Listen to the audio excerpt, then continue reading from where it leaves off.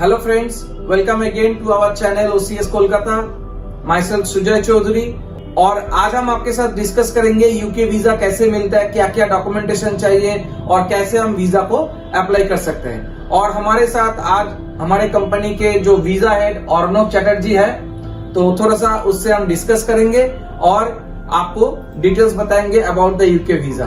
Before proceeding further, मैं आपको एक रिक्वेस्ट करता हूं कि प्लीज हमारे चैनल को आप सब्सक्राइब कीजिए और बेल आइकन को दबाइए, तो इससे हमें और मोटिवेशन मिलेगा और इस तरीके का नया वीडियो आपको हम पहुंचाएंगे। So welcome Arnab. Thank you sir. Hi. तो चलो आज हम लोग थोड़ा सा डिस्कस करेंगे अबाउट यूके स्टडी वीजा। तो मुझे एक चीज ये बताओ कि यूके जैसे ऑस्ट्रेलिया में हम लोग हायर एजुकेशन सेक्टर 500 वीजा बोलते हैं, यूके वीजा को क्या बोलते हैं? यूके में जनरली हम टायर 4 जनरल स्टूडेंट वीजा जो है उसी में अप्लाई करते हैं। अच्छा, तो फिर यूके में जो हम लोग वीजा अप्लाई करेंगे, जो भी स्टूडेंट वीजा अप्लाई करना चाहते हो, तो आपको अप्लाई करना है UK visa tyre 4 student visa. तो मुझे बाद में हम थोड़ा डिस्कस करेंगे about step by step application procedure. मुझे एक चीज आप बताओ अर्नब कि ये जो वीजा प्रोसीड्योर है, इसमें वीजा फीस क्या है? और मुझे पता है कि प्रायोरिटी सुपर प्रायोरिटी वीजा है, तो थोड़ा सा मुझे बताओ कि जो नॉर्मल स्टैंडर्ड वीजा है उसकी वीजा फीस क्या है? स्टैंडर्ड वीजा में वीजा फीस है 35,559 एज ऑफ डेट। मतलब आज की डेट में, दिस इज 28 अगस्त 2020, आज के डेट में जो भी इंफॉर्मेशन हमारे पास अवेलेबल है वही इंफॉर्मेशन हम आपको देंगे। तो जनरल वीजा आप कह रहे हो कितना? 35,559। और इसके साथ एक प्रायोरिटी सर्विस भी होता है। हाँ, ये स्टैंडर्ड वीजा जो है वो 15 डेज में आपके पास डिसीजन आएगा। ओके। और अगर जल्दी चाहिए, अगर इनटेक पास है, तो हम अप्लाई करते हैं प्रायोरिटी वीजा, जो कि आप 5 डेज में डिसीजन आएगा। उसके लिए एक्स्ट्रा लगेगा 22,480। मतलब हमको स्टैंडर्ड वीजा फीस भी देना है और उसके साथ साथ एक्स्ट्रा ये जो एडिशनल फीस भी देना है। और एक वीजा होता है सुपर प्रायोरिटी, उसके बारे में भी थोड़ा सा हमें बताया। वो डिसीजन एक दिन में आ जाता है। अच्छा, मतलब आज हम वीजा अप्लाई करेंगे and the outcome will come tomorrow. तो उसके लिए एक्स्ट्रा पड़ेगा 97,686 एज ऑफ डेट। यस, तो गाइस आप समझ रहे हो 3 तरीके का वीजा आप अप्लाई कर सकते हो। पहला स्टैंडर्ड, फिर प्रायोरिटी जो आपको 5 दिन में आएगा रिजल्ट, और सुपर प्रायोरिटी जो आपका 1 दिन में डिसीजन मिल सकते हैं। तो हमें थोड़ा सा आप स्टेप बाय स्टेप बताइए कि कैसे हम वीजा को अप्लाई करें। पहले तो हम अप्लाई ऑनलाइन करते हैं स्टूडेंट के लिए। उसके बाद पूरा मतलब हमें एक ऑनलाइन पोर्टल जनरेट करना होगा जहाँ पे यूजर आईडी पासवर्ड जनरेट करके वी कैन प्रोसीड फर्दर। और पूरा वीजा फॉर्म के बाद हमें IHS जो कि हेल्थ सर्चेज है, उसको पेमेंट करना पड़ता है। वो आपको कोर्स के ऊपर डिपेंड करेगा कितना होगा टोटल। अप्रोक्स 400 पाउंड 1 साल के लिए सर्चार्ज होता है। हाँ, मतलब अगर कोई अंडर ग्रेजुएशन 3 साल के लिए पढ़ाई करने के लिए जा रहा है, तो उसको 400 into 3 दैट इज 1200 पाउंड पे करना होगा। और अगर मास्टर डिग्री 1 ईयर के लिए है, तो स्टूडेंट हैज टू पे ओनली 400। तो ये जो हेल्थ चार्जेस है, ये वीजा फीस के साथ ही पेमेंट करना है हमें? हाँ, पहले ये चार्ज पेमेंट करना है, उसके बाद वीजा फीस पेमेंट करना है, and next after visa fees payment हमें VFS में जाके अपॉइंटमेंट लेना है। अच्छा, तो उसके बाद VFS में अपॉइंटमेंट है, और जिस डेट पे हमें अपॉइंटमेंट मिला है उसी डेट पे हमें और टाइम पे जो शेड्यूल टाइम है उसी में पहुंचना है। तो उसके बाद जो बायोमेट्रिक्स होता है वो भी उसी दिन हो जाता है? उसी दिन हो जाएगा। अच्छा, और मुझे एक चीज बताइए कि अगर VFS में और तो जाने की जरूरत नहीं है? जरूरत है। अगर एम्बेसी चाहे कि इंटरव्यू के लिए स्टूडेंट को बुलाए, तो फिर जाना पड़ेगा। हाँ, मतलब हम एक दिन जाएंगे VFS और अपना डॉक्यूमेंट सबमिट करेंगे, बट आगे अगर एम्बेसी को लगे कि हमारा इंटरव्यू होगा, तो हमें दोबारा वो VFS में बुला सकते हैं।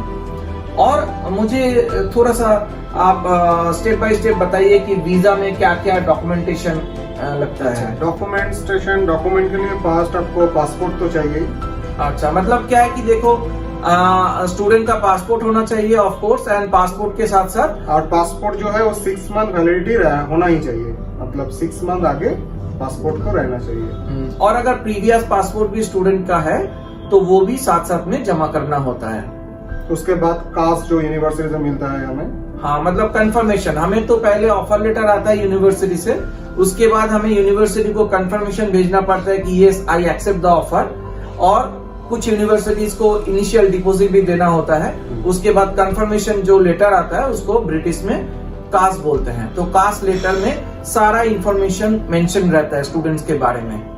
कास्ट मतलब conformation of acceptance for studies, वो तो होना है। उसके बाद आपको बार्थ सर्टिफिकेट चाहिए। ओके, बार्थ सर्टिफिकेट देना पड़ेगा स्टूडेंट को। एक मेडिकल करना पड़ता है जहाँ टीबी टेस्ट होता है मेडिकल में। हाँ मतलब टीबी टेस्ट और मेडिकल सर्टिफिकेट आपको चाहिए, तो उसके लिए आप हमें कांटेक्ट कर सकते हैं। वी विल गाइड यू कि आपको किस डॉक्टर के पास जाना है और कहाँ से ये सर्टिफिकेट्स लेना है। फिर फंड, जो फंड हम एप्लीकेशन में यूज करते हो। अच्छा, तो इसमें ना स्टूडेंट्स को एक फंड शो करना पड़ता है जो कि 28 दिन पुराना होना चाहिए। तो देखो, इनर लंदन आउटर लंदन में कितना फंड चाहिए वो हमारे प्रीवियस वीडियोस में हमने डिस्कस किया है। यहाँ पे उतने ज्यादा डिटेल्स में नहीं आ रहा है। यहाँ पे एक अप्रोक्सीमेटली ट्यूशन फीस के बारे में हम लोग बात करते हैं अर्नब से। तो अर्नब, मुझे ये बताइए कि अगर अंडर ग्रेजुएट स्टूडेंट्स या पोस्ट ग्रेजुएट स्टूडेंट्स अगर सिंगल अप्लाई करते हैं तो लगभग एक अप्रोक्सीमेटली कितना फंड शो करना चाहिए? अप्रोक्सीमेटली स्टूडेंट के लिए ये 23 to 25 लाख इनफ है। और स्पाउस अगर साथ में जाए, डिपेंडेंट है, तो हर डिपेंडेंट में 10 लाख एक्स्ट्रा काफी है। अच्छा, मतलब देखिए ये 23 to 25 लाख शो करना है, ये इन जनरल कह रहा हूँ। अगर हो सकता है कि आपको बहुत अच्छा स्कॉलरशिप मिला है, आपकी ट्यूशन फीस कम है, सो इन दैट केस आपका जो फंड है वो थोड़ा कम भी लग सकता है। और अगर स्पाउस साथ में इंक्लूडेड है तो अनदर 10 लाख आपको एडिशनली शो करना है। ये यहाँ पे एक चीज और भी है कि जैसे ऑस्ट्रेलिया में हम लोग स्टूडेंट के साथ साथ स्पाउस वीजा भी अप्लाई करते थे, यहाँ पे भी we help the students to apply with their spouse as well. और अगर किड्स भी है तो किड्स का भी वीजा हम लोग अप्लाई करते हैं। और एक बात है, फंड स्टूडेंट के नाम पे ही होगा, और विदाउट स्टूडेंट के नेम उसका पेरेंट्स के नाम का जो फंड है वो भी चलेगा, पेरेंट्स के अकाउंट। ओके, और ये सारा फंड जो है जिस दिन हम लोग वीजा अप्लाई कर रहे हैं मिनिमम 28 डेज ओल्ड होना चाहिए। और उसके साथ फैमिली हिस्ट्री, मतलब स्टूडेंट का पेरेंट्स जो है उसका name, date of birth, occupation, वो फिर हमें एसओपी बनाने के लिए ही चाहिए। अच्छा, मतलब आप कह रहे हो कि फैमिली हिस्ट्री चाहिए, फिर साथ में एसओपी यानी स्टेटमेंट ऑफ पर्पस, उसके लिए हमारे अलग आपके वीडियोस है, आप हमारे चैनल में सर्च करके आपको मिल जाएगा एसओपी का अलग वीडियो। तो एसओपी भी देना पड़ता है, statement of purpose, why you want to go to UK, और ये वीजा आपने क्यों अप्लाई किया, यूके क्यों चॉइस किया, ये यूनिवर्सिटी क्यों आपने चूज किया, दूसरे यूनिवर्सिटी क्यों नहीं, why you are not studying in India and what will be your future. इस तरीके का एक एसओपी बनाना है। और मेरे ख्याल से साथ में एकेडमिक डॉक्यूमेंट्स भी। एकेडमिक डॉक्यूमेंट्स, हाँ, तो जैसे कि आपको पता है कि अगर आप अंडर ग्रेजुएट स्टूडेंट्स हो तो एकेडमिक डॉक्यूमेंट्स में 10 और 12 के मार्कशीट सर्टिफिकेट्स देना होता है। और अगर ग्रेजुएट हो तो आपके साथ साथ ग्रेजुएशन के marksheets, all marksheets and certificates लगाना होता है। आपको अगर आईएलटीएस या टोफेल के मार्क्स है तो वो भी आपको ले जाना पड़ेगा वीएफएस में। और यूके में options are available that without IELTS और without English test you can get your offer letter. उसके लिए हैव टू प्रोवाइड एमओआई। तो अगर आपने एमओआई के थ्रू कास्ट जनरेट किया है तो आपको एमओआई भी देना पड़ेगा। और अर्नब क्या वीजा हिस्ट्री अगर कुछ है तो, हाँ मतलब स्टूडेंट्स अगर वीजा हिस्ट्री कुछ है, आपने अगर कहीं घूमने गया प्रीवियसली, आपने अगर फॉरेन में पढ़ाई किए, या कब आपने गया और कब इंडिया लौटा, ये सारे वीजा हिस्ट्रीज भी साथ में देना होता है। 10 तो इस तरीके से आप वीजा अप्लाई कर सकते हो। बट अगर आपको और भी डिटेल्स चाहिए तो आप हमारे ऑफिस आ जाइए। और ये सारे जो एप्लीकेशन ही हमारे स्टूडेंट्स के लिए हम फ्रीली कर देते हैं। जो स्टूडेंट हमारे थ्रू अप्लाई करते हैं डिफरेंट यूनिवर्सिटीज में, यूके एंड अदर कंट्रीज में, उसके लिए सारे जो वीजा प्रोसीड्योर है एब्सोल्युटली फ्री ऑफ कॉस्ट हम कर देते हैं। और उसके साथ साथ कुछ पेरेंट्स डिक्लेरेशन भी बनाना पड़ता है, वो भी हम आपको गाइड कर देंगे कि किस तरीके का कैसे ये डिक्लेरेशन बनाना पड़ता है। तो everything you will get full support from us. तो of course after the visa and already अभी borders are open in UK. हमारे कई सारा स्टूडेंट सितंबर 2020 इंटेक के लिए वीजा भी मिल गया और they are now travelling to UK.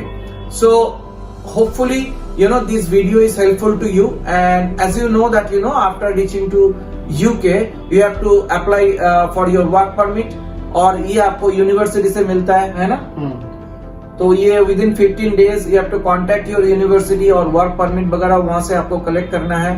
And according to today's rule, after completion of your course, student will get 2 years of post-study work permit. So it's a great opportunity for students. So hereby I request all the students who are thinking of studying abroad, please come to us, please visit to our office, and please contact us. We will help you, we will guide you from admission till your accommodation in UK. So मुझे लगता है कि ये video आपको पसंद होगा और इससे आपको काफी सारा जानकारी मिला है। So before closing this video, again I request you to subscribe to our channel and please press the bell icon. So take care, bye.